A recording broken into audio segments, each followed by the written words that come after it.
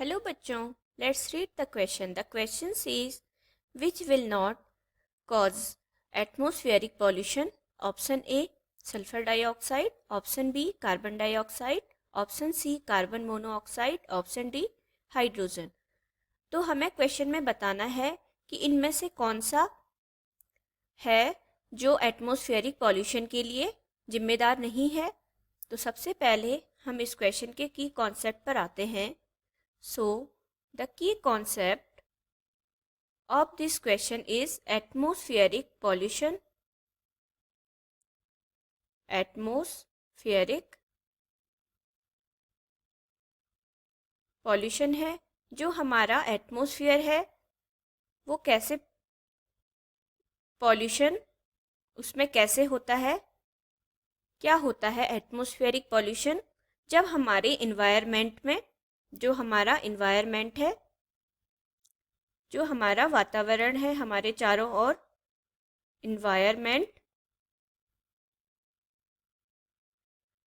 तो इस इन्वायरमेंट में जब इंक्रीज हो जाता है लेवल, हार्मफुल मटेरियल का लेवल जब इंक्रीज हो जाता है, जो हार्मफुल मटेरियल होते हैं, मटेरियल, हार्मफुल मटेरियल का लेवल इंक्रीज हो जाएगा जिस कारण से हमारे एटमॉस्फेयर में पॉल्यूशन होता है. तो पॉल्यूशन का मेन रीज़न है जो हार्मफुल मटेरियल्स है उनका लेवल इंक्रीज होना. तो जो ये हार्मफुल मटेरियल्स होते हैं ये पॉल्यूटेंट्स कहलाते हैं. क्या इन्हें कहते हैं? पॉल्यूटेंट्स. जो पॉल्यूशन क्रिएट करते हैं, पॉल्यूटेंट्स. तो क्वेश्चन में हमें 4 ऑप्शन दिए गए हैं. तो सबसे पहले हम ऑप्शन ए की बात करते हैं, SO2, sulphur dioxide. Option A SO2. तो अगर बात करें सल्फर डाइऑक्साइड की, फॉर्म्स पार्टिकुलेट मैटर. क्या करता है ये? पार्टिकुलेट मैटर को बनाता है. Particulate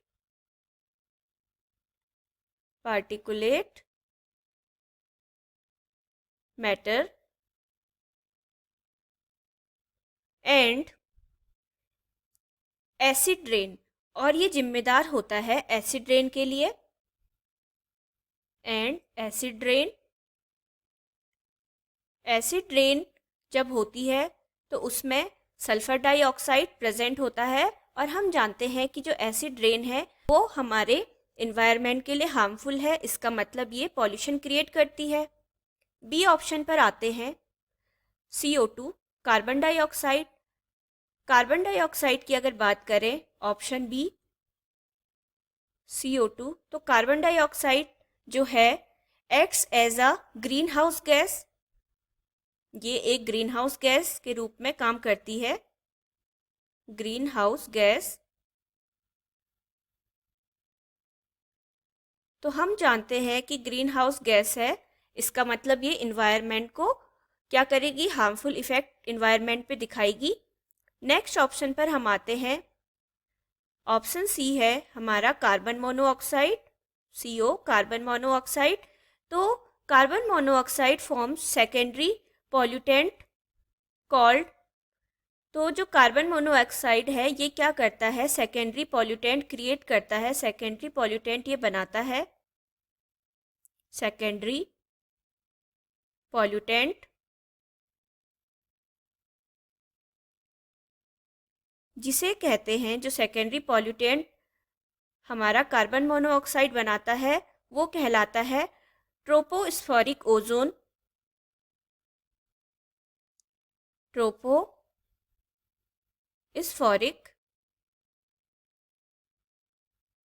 ozone.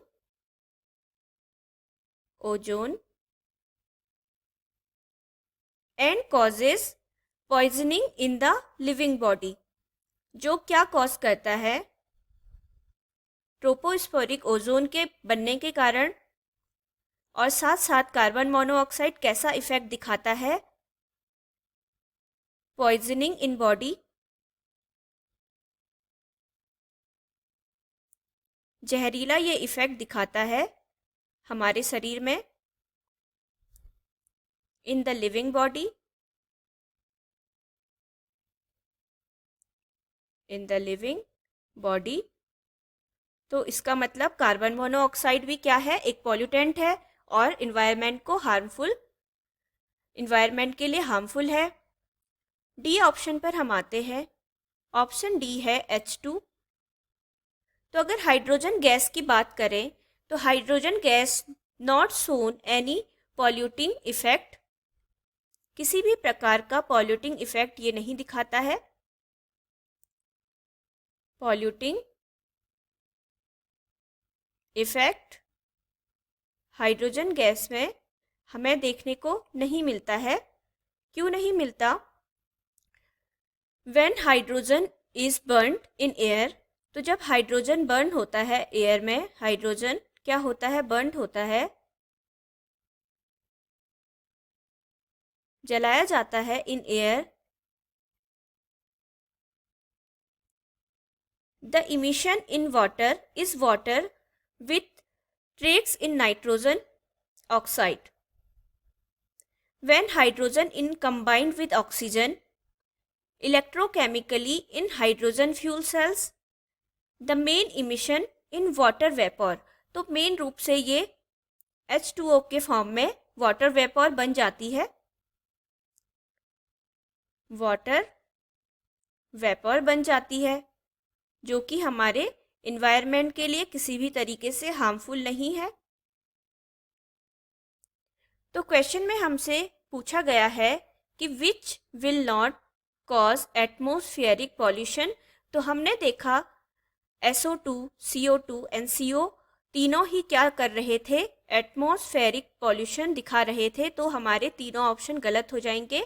So the right answer is hydrogen gas. Hydrogen gas किसी भी प्रकार से पॉल्यूटिंग इफेक्ट शो नहीं करता है हमारे इन्वायरमेंट के लिए।